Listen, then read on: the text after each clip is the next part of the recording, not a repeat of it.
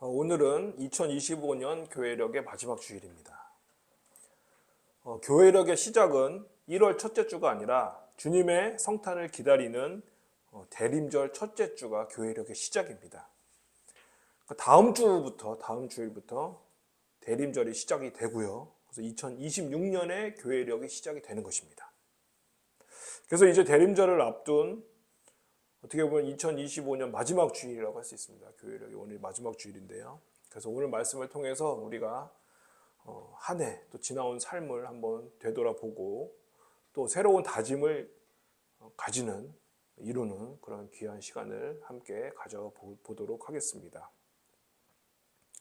오늘 우리가 함께 나눌 말씀 사무엘하 23장 1절에서 7절까지 말씀을 함께 읽었는데요. 성경책을 보시면 오늘 본문 위에 조그맣게 소제목이 붙어 있죠. 이런 소제목이 붙어 있습니다. 다윗의 마지막 말 이렇게 조그맣게 써 있어요. 여러분 한번 생각해 보시기 바랍니다. 우리가 인생을 마무리할 때에 무엇을 중심으로 우리가 회고를 할까요? 자신의 성공, 아니면 이룬 일들, 아니면 실패, 상처들. 아마도 많은 사람들이 그 모든 것들을 돌아보면서 스스로 자문할 것입니다. 내 인생에 정말 의미가 있었나? 내가 했던 삶의 여러 가지 선택들이 과연 맞았던 것인가? 근데 다윗은 달랐습니다. 다윗이 오늘 본문을 통해서 그가 이 땅의 마지막을 앞두고 남기는 말씀을 함께 들어보시기 바랍니다. 그는 자신의 성공을 자랑하지 않았습니다. 자신의 업적을 나열하지도 않습니다. 대신 무엇을 말합니까? 살아계신 하나님의 신실함을 증거하고 있습니다. 오늘 본문 우리가 23장을 읽었는데요. 이 본문 바로 앞에 사무엘하 22장은요.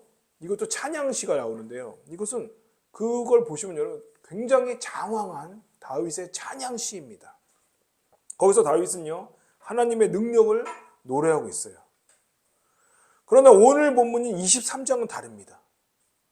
자기가 가장 잘 나갔던 포물선의 최고점에서의 찬양이 아니라 이제 그가 죽음을 앞두고 인생 말년의 하강점에서의 고백입니다.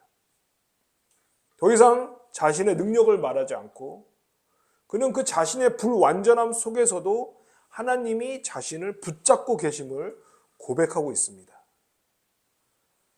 그러기에 오늘 말씀은 단순한 다윗의 마지막 유언이 아닙니다. 이것은 선지자적인 신탁, 그 성령이 다윗을 통해서 말씀하시는 진리입니다.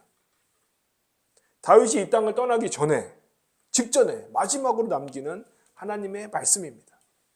우리도 이 말씀 속에서 무엇을 들을 수 있는지 한번 살펴보도록 하겠습니다. 1절 먼저 상반절을 보겠습니다. 이는 다윗의 마지막 말이라. 이새의 아들 다윗이 말하며. 여기서 주목할 것이 있습니다. 다윗이 자신을 뭐라고 부르고 있습니까? 이스라엘의 왕 다윗이라고 했나요? 아닙니다. 다윗 왕이라고도 하지 않았어요. 뭐라고 했습니까? 이새의 아들 다윗이라고 합니다.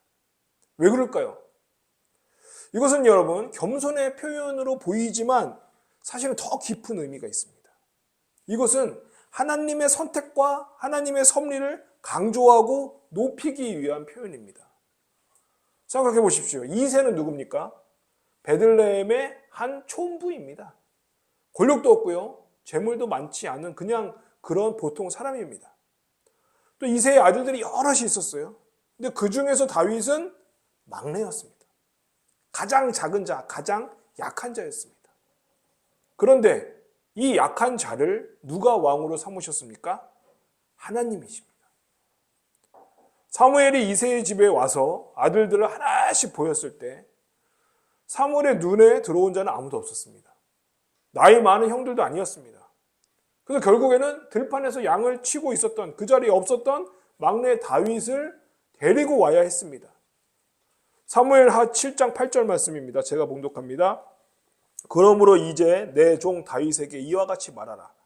만군의 여호와께서 이와 같이 말씀하시기를 내가 너를 목장 곧 양을 따르는 데서 데려다가 내 백성 이스라엘의 주권자로 삼고 양치던 목동이 다윗, 그 목동 다윗이 왕이 되었습니다.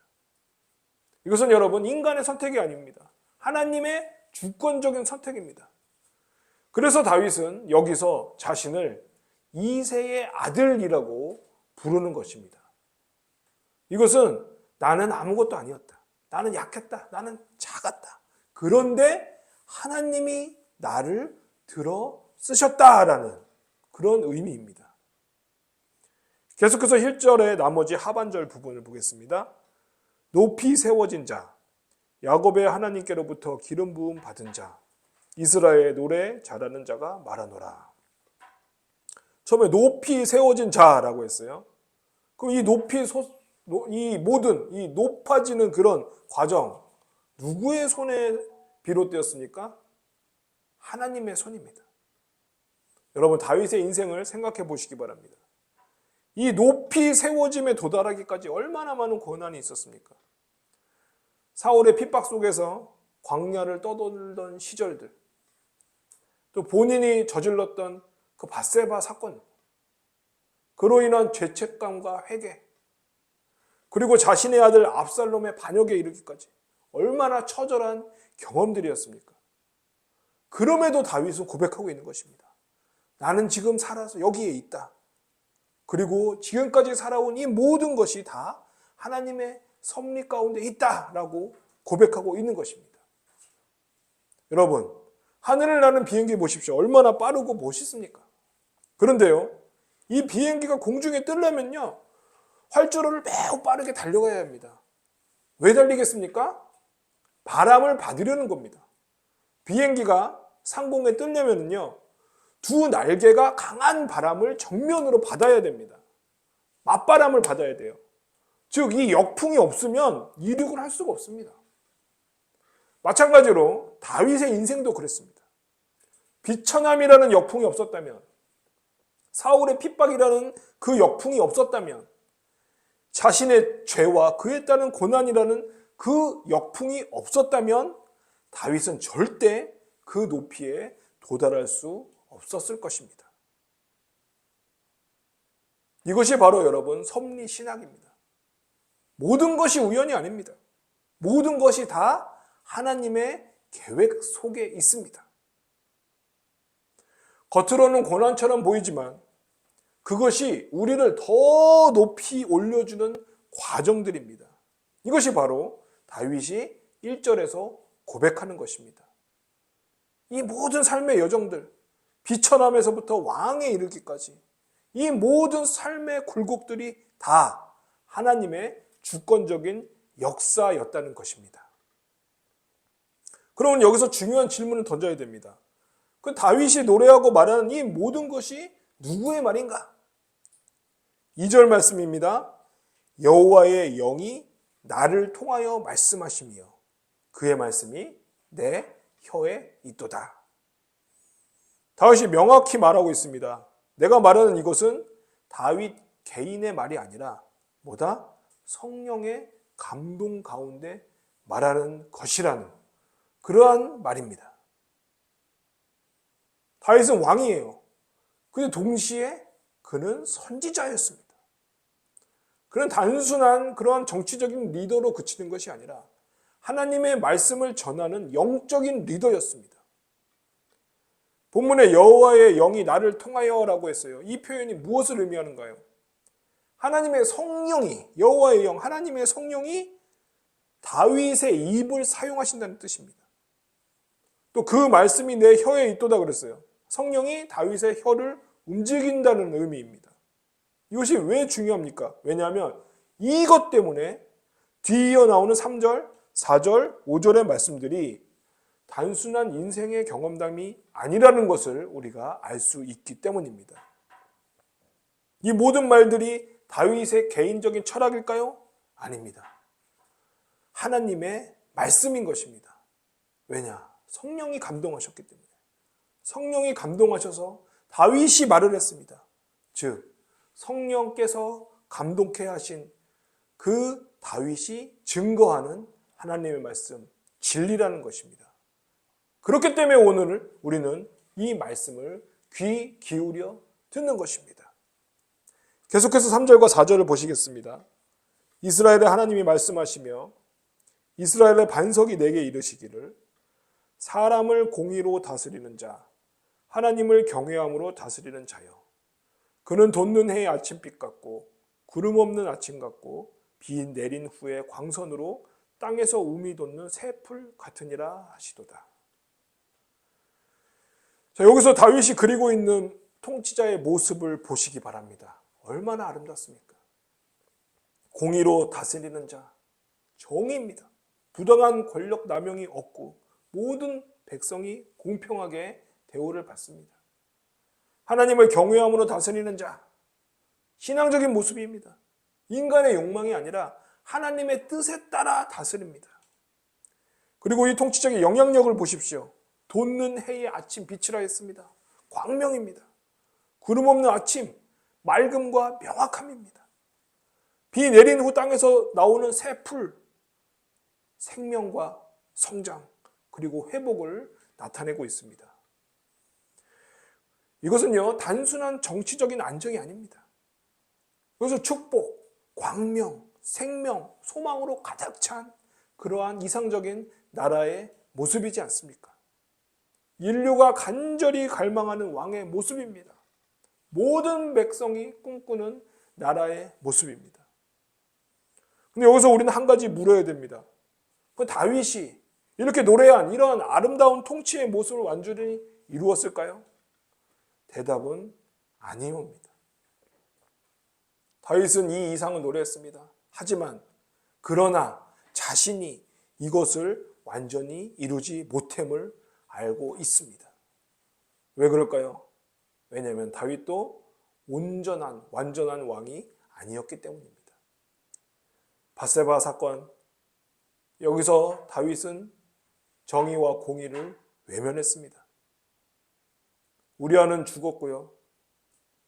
다윗의 손에 하나님의 뜻을 거역하는 그러한 일이 일어났습니다. 이것이 공의로운 통치입니까? 아닙니다. 불경건한 인구조사는 어땠습니까? 다윗이 이제 자신의 힘을 세어보려고 백성의 수를 조사를 했습니다. 이것이 하나님을 경외하는 자의 모습입니까? 아닙니다. 압살롬의 반역은 어떻습니까? 자신의 아들에 의해서 배신을 당했어요. 그 때문에 통치가 혼란이 이루어졌죠.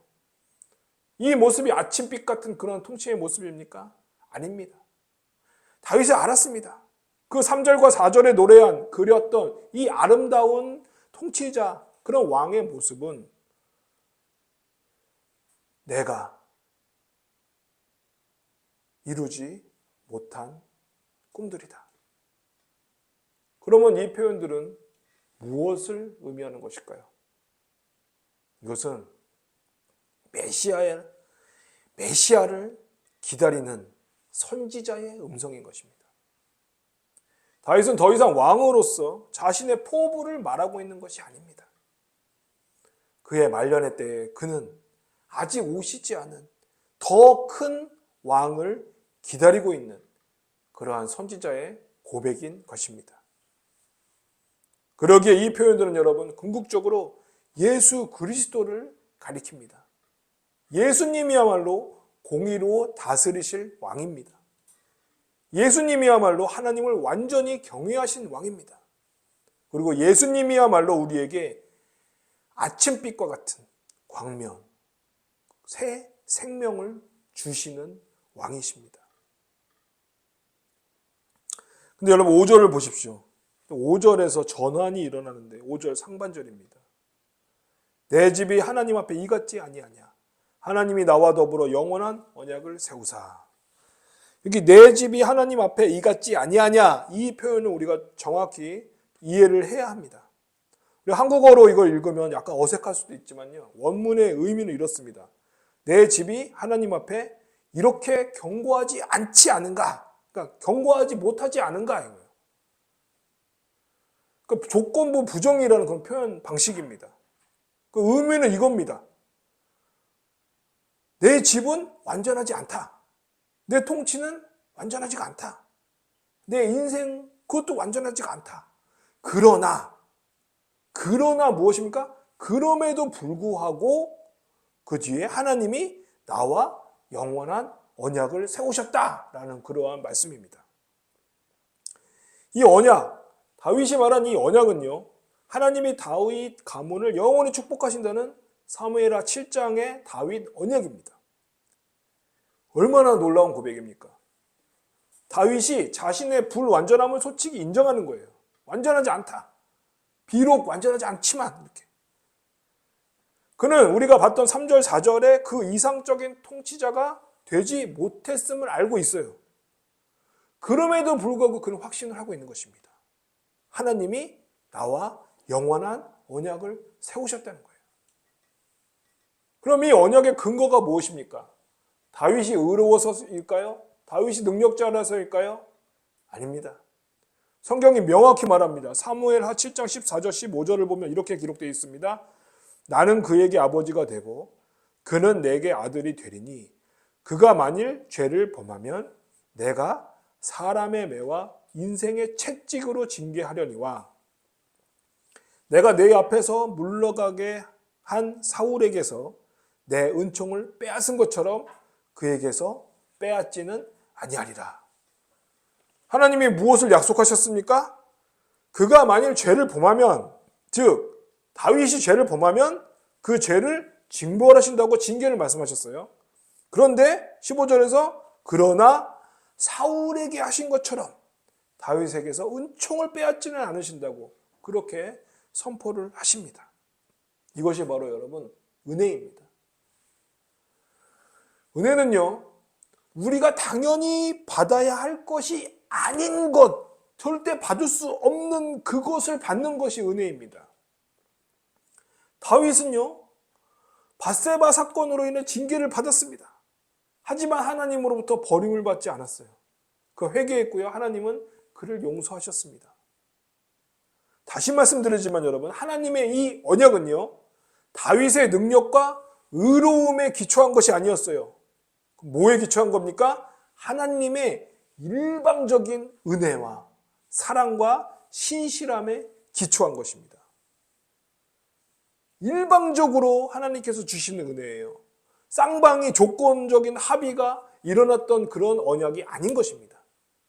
일방적인 하나님의 은혜입니다. 이제 5절의 다음 부분을 보십시오. 만사에 구비하고 견고하게 하셨으니 그랬어요. 구비하다가 뭡니까? 모든 세부 사항까지 쫙 정렬을 하였다는 의미입니다.